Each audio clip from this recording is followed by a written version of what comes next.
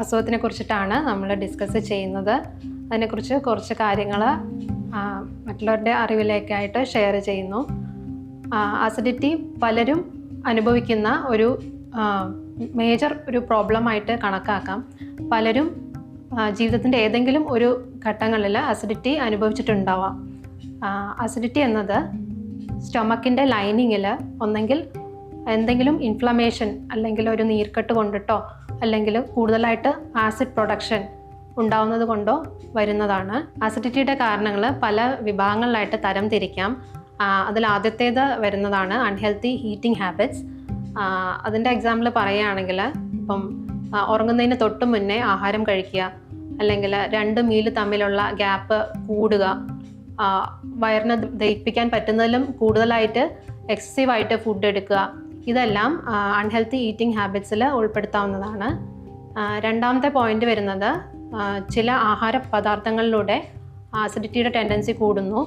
അതിൽ spicy food include ചെയ്യാം, അതുപോലെ ഓവറായിട്ടുള്ള caffeine, beverages, soda, alcohol intake, ഇതെല്ലാം അസിഡിറ്റിയുടെ കാരണങ്ങളാണ്. അതുപോലെ ഫ്രൂട്ട്സിലാണെങ്കിൽ തന്നെ അധികം അസിഡിക് ആയിട്ടുള്ള സിട്രിക് ഫ്രൂട്ട്സ്, അധികം പുളിയുള്ള ആഹാരങ്ങൾ, ഇതെല്ലാം അസിഡിറ്റി ഉണ്ടാക്കുന്നുണ്ട്. ഇനി മൂന്നാമത്തെ കാരണങ്ങൾ വരുന്നത് ചില മെഡിക്കേഷൻ സ്ഥിരമായിട്ട് ഉപയോഗിക്കുന്നവർക്ക് അസിഡിറ്റി കാണാറുണ്ട്. ഇനി നാലാമത്തെ പോയിന്റ് വരുന്നത് ചില മെഡിക്കൽ കണ്ടീഷൻസ് ഉള്ള ആളുകളിൽ അസിഡിറ്റി ഉണ്ടാവുന്നു. അതിൻ്റെ എക്സാമ്പിളാണ് asthma, diabetes, hiatus hernia, connective tissue disorders, peptic ulcer തുടങ്ങിയവ. അതുപോലെ മറ്റ് അതർ കോസായിട്ടും കുറച്ച് കാരണങ്ങൾ പറയുന്നുണ്ട് അസിഡിറ്റിയുടെ. അതിൽ വരുന്നതാണ് ഒന്ന്, ചിലർക്ക് പ്രഗ്നൻസി ടൈമിൽ അസിഡിറ്റി ഉണ്ടാവുന്നു, ചിലർക്ക് കൂടുതലായിട്ടുള്ള സ്മോക്കിംഗ്, ആൽക്കഹോൾ ഇൻടേക്ക് ഉള്ളവർക്ക് അസിഡിറ്റി ഉണ്ടാവുന്നു. അതുപോലെ എച്ച് പൈലോറി ബാക്ടീരിയൽ ഇൻഫെക്ഷൻ സ്റ്റൊമക്കിലുള്ളവർക്കും അസിഡിറ്റി ഉണ്ടാവുന്നു. അസിഡിറ്റിയുടെ കാരണങ്ങൾ ഇപ്പോൾ പറഞ്ഞു. അതുപോലെ തന്നെ ഇനി എന്തൊക്കെ സിംറ്റംസ് ആണ് അല്ലെങ്കിൽ ലക്ഷണങ്ങളാണ് അസിഡിറ്റി ഉള്ളവരിൽ കാണിക്കുന്നതെന്ന് നോക്കാം. അതിൽ ഏറ്റവും പ്രധാനമായിട്ട് വരുന്നത് നെഞ്ചരിച്ചൽ, ചെസ്റ്റിൽ ഒരു ബേണിംഗ് സെൻസേഷൻ അനുഭവപ്പെടുന്നു. അതുപോലെ വായിൽ, ത്രോട്ടിൽ ഭക്ഷണം കെട്ടി നിൽക്കുന്ന ഒരവസ്ഥ ചിലർക്കുണ്ടാവാം. അതുപോലെ പുളിച്ചു തീട്ടൽ, അത് ഭക്ഷണം കഴിച്ച ഭക്ഷണം അതിൻ്റെ ടേസ്റ്റ് വായിലേക്ക് തേട്ടി വരുന്ന പോലെ തോന്നാം. വയറിലധികമായിട്ടുള്ള ഒരു ഗ്യാസ്ട്രിക് ബ്ലോട്ടിംഗ്, പെയിൻ, ഈ അവസ്ഥകളും ചിലർക്ക് ഉണ്ടാവുന്നുണ്ട്. ഇനി അസിഡിറ്റി കൊണ്ട് ചിലർക്ക് ചില കോംപ്ലിക്കേഷൻസ് ഉണ്ടാവുന്നുണ്ട്. അതെന്തൊക്കെയാണെന്ന് നോക്കാം. അതിൽ ആദ്യമായിട്ട് വരുന്നത് അൾസർ ഫോർമേഷനാണ്. അസിഡിറ്റി കൊണ്ടുണ്ടാവുന്ന ഒരു മേജർ കോംപ്ലിക്കേഷൻ എന്ന് പറയുന്നത് സ്റ്റൊമക്കിൽ അസിഡിറ്റി, സ്റ്റൊമക്കിൽ ഒരു ആസിഡ് പ്രൊഡക്ഷൻ അന്നനാളത്തിലേക്ക്, ഈസോഫാഗസിലേക്ക് തേട്ടി വന്നിട്ട് അവിടുത്തെ ലൈനിങ്ങിനെ ദ്രവിപ്പിക്കുകയും അവിടെ ഇൻഫ്ലമേഷൻ അല്ലെങ്കിൽ അവിടെ ഒരു ബ്ലീഡിങ്, അങ്ങനത്തെ സിറ്റുവേഷൻസ് ഉണ്ടാവാനുള്ള ചാൻസ് ഉണ്ട്. അതുപോലെ ടൂത്ത് ഡീക്കേ, അതൊരു കോംപ്ലിക്കേഷനാണ്. ക്യാൻസർ, അതും മറ്റൊരു കോംപ്ലിക്കേഷനാണ്.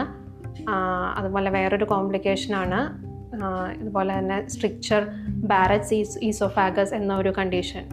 അസിഡിറ്റി എങ്ങനെ നമുക്ക് പ്രിവെൻറ്റ് ചെയ്യാമെന്ന് നോക്കാം. ചില കാര്യങ്ങൾ ആഹാരത്തിൽ അല്ലെങ്കിൽ ഡെയിലി ഹാബിറ്റ്സിൽ നമ്മൾ ചേഞ്ചസ് വരുത്തുകയാണെങ്കിൽ തന്നെ അസിഡിറ്റി ഉള്ളവർക്ക് അത് അധികമാവാതെ കൺട്രോൾ ചെയ്ത് നിർത്താൻ സാധിക്കുന്നതാണ്. അതിൽ ഒന്നാമത്തെ പോയിന്റ് വരുന്നതാണ് ആഹാരം സമയത്ത് കഴിക്കുക എന്നുള്ളത്. മീൽ സ്കിപ്പ് ചെയ്യാതെ, അസിഡിറ്റി ഉള്ള ആളുകളാണെങ്കിൽ ഒരു 2 മണിക്കൂർ ഗ്യാപ്പിനുള്ളിൽ തന്നെ ആഹാരം കഴിക്കാൻ ശ്രമിക്കണം. അതുപോലെ ധാരാളം വെള്ളം കുടിക്കണം. ഭക്ഷണത്തോടൊപ്പം അധികം വെള്ളം കുടിക്കാതെ കുറഞ്ഞ അളവിൽ വെള്ളം കുടിക്കാൻ ശീലിക്കുക. അതുപോലെ കൂടുതൽ ഫൈബർ അടങ്ങിയ ആഹാരങ്ങൾ ശീലിക്കണം. സ്പൈസി ആയിട്ടുള്ള ആഹാരങ്ങൾ, ഓയിലി ഫ്രൈഡ് ആയിട്ടുള്ള ആഹാരങ്ങൾ, കൂടുതൽ കൊഴുപ്പടങ്ങിയ ആഹാരങ്ങൾ, ഇതെല്ലാം അവോയ്ഡ് ചെയ്യണം. കൂടുതൽ മധുരമുള്ള ആഹാരങ്ങളും അവോയ്ഡ് ചെയ്യേണ്ടതാണ്.